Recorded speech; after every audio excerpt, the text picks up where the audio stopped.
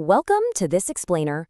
If you've ever, closed your eyes and dreamt of exploring the world's most pristine coral reefs, well, you've definitely found your next destination. Today, we're journeying to the absolute crown jewel of the ocean, and we're diving straight into the essential etiquette required to protect and preserve it for generations to come. Welcome to Raja Ampat. We're talking about a ridiculously isolated Indonesian archipelago, over 1,500 spectacular islands just scattered across the emerald water. For those in the know, this place? It's the absolute zenith of warm water scuba diving, sitting right smack in the very heart of the global coral triangle. So let's talk numbers really quick. 75%. To put that crazy biodiversity into perspective for you, a staggering 75% of all the world's hard coral species are found right here in these waters. Plus, over 1,600 species of reef fish. It's literally a living, breathing underwater rainforest that simply has no equal on Earth. All right, here's a quick look at our agenda for today. First, we'll cover the cultural context, then essential travel etiquette. After that, we'll explore land wildlife, and finally, we'll wrap up by plunging into the strict diving and snorkeling rules. Starting things off with Section 1, Cultural Context, Protecting the Heritage. Before we even get into exactly how to visit, we absolutely need to understand that this UNESCO Global Geopark isn't just some ecotourism hotspot. This land and sea are the foundation of life for the indigenous Papuan people. There's this beautiful Papuan philosophy that just hits the nail on the head. The sea as father, the forest as mama, and the group of islands as children. To the local communities, you see, the environment isn't just a resource to be extracted or a pretty backdrop for a vacation. It's family. It's the direct source of their everyday livelihood. Moving right along to Section 2, Essential Travel Etiquette, General Rules. Now, the absolute first step of your visit, actually, scratch that, before you even arrive at these islands, is registering online and paying your marine park fee. This is absolutely crucial because those funds go directly to local patrols, reef protection, and community conservation efforts. And once you arrive, listen, there is a strict zero-tolerance policy on habitat destruction. You absolutely cannot leave a single piece of trash behind. Every bit of waste you generate has to be packed out and taken all the way back with you to major towns like Waisai or Sorong. Oh, and definitely no uprooting plants, vandalizing, or taking any wild flora and fauna. That is totally illegal. Okay. Section 3, Land, Wildlife, and Exploration, Proceed with Caution. Let's step off the beaches for a second and head into the lush, steep jungles of Raja Ampat to understand how to interact with its incredibly rare terrestrial animals. The biodiversity here is a total study in extremes. I mean, 1 minute you're swimming with massive 6-meter oceanic manta rays in the deep blue, and the next, you're trekking through a dense forest canopy trying to spot one of the 6 endemic species of the famously flamboyant bird of paradise.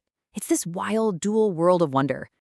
But finding these birds isn't a walk in the park. It's a highly sensitive operation where you have to blend in completely. And these aren't just suggestions, guys. They are requirements. Groups are capped at a maximum of 8 visitors. You absolutely cannot smoke or wear any fragrant cosmetics because, trust me, the animals will sense you.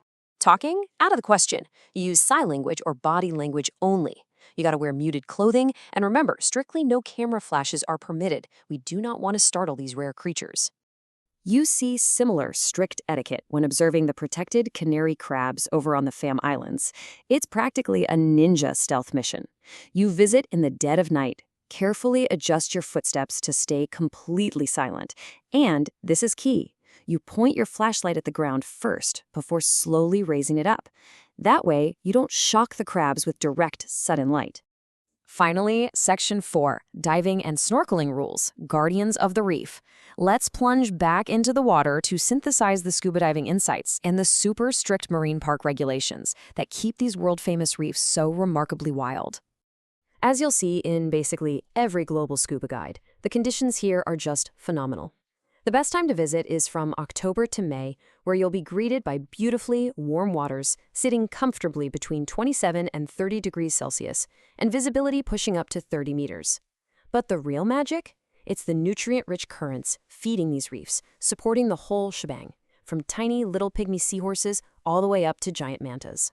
And it's those exact currents that create legendary sites like Cape Craney, famous for its massive, constantly moving schools of fish. Or Manta Sandy, where you can literally just hang out and quietly observe majestic manta rays at their local cleaning stations.